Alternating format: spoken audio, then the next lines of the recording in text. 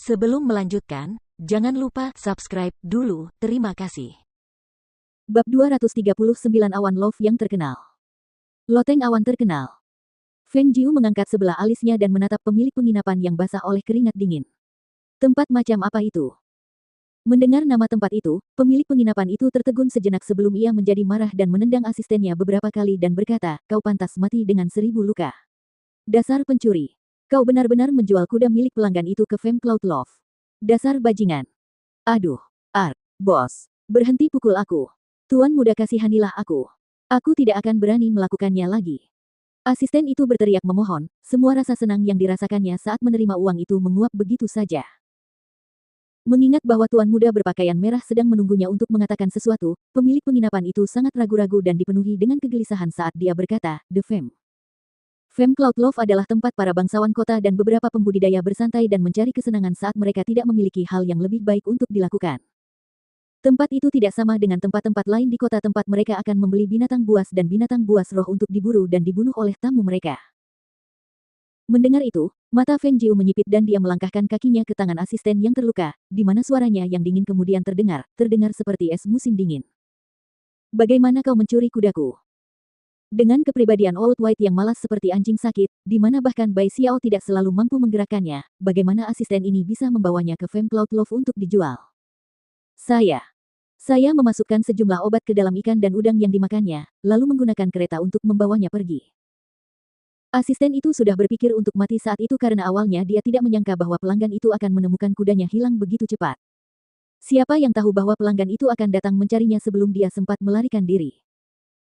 Feng Jiu mengulurkan tangannya dan menarik dengan gerakan menarik salah satu lengan pria itu keluar dari tempatnya. Tiba-tiba terdengar suara ratapan sedih dan tepat setelah itu, asisten itu jatuh pingsan. Pemilik penginapan itu terkejut dan segera bertanya, "Apakah dia sudah mati?" Feng Jiu melirik asistennya dan berkata, "Aku hanya melukai salah satu lengannya. Dia tidak akan mati karenanya." Begitu suaranya berhenti, dia lalu bertanya lagi, "Di mana loteng awan yang terkenal itu? Bawa aku ke sana." Pemilik penginapan itu menelan ludah dengan keras lalu berkata, "Tuan muda, barang-barang yang dijual di loteng awan terkenal tidak mungkin diambil kembali. Lagi pula, orang-orang itu tidak boleh dianggap enteng. Mereka tidak bisa dianggap remeh, dan aku bisa dengan mudahnya diremehkan."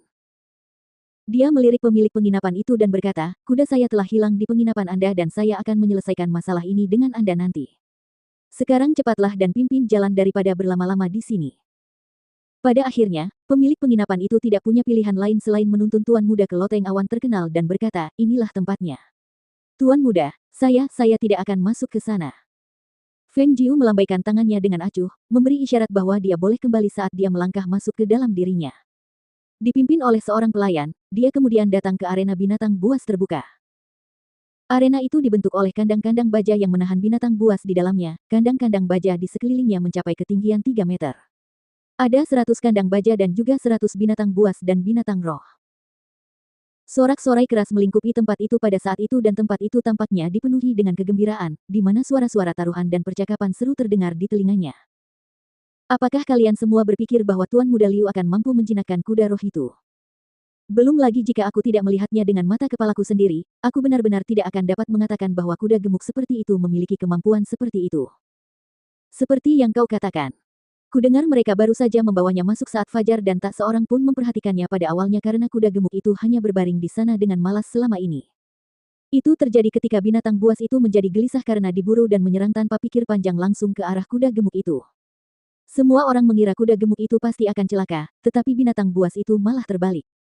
Kalian datang terlambat dan tidak melihatnya, tetapi itu adalah pemandangan yang membangkitkan seluruh kerumunan di sini untuk berdiri. Para bangsawan itu semua menghadapi kuda gendut itu dan Femme Cloud Love pasti diam-diam menertawakan diri mereka sendiri. Berapa banyak yang akan mereka peroleh dari ini? Mendengar kata-kata itu terngiang di telinganya, Feng Jiu menoleh ke arah arena, dan melihat kuda gemuk yang berada tepat di tengah-tengahnya, pastilah si tua putih.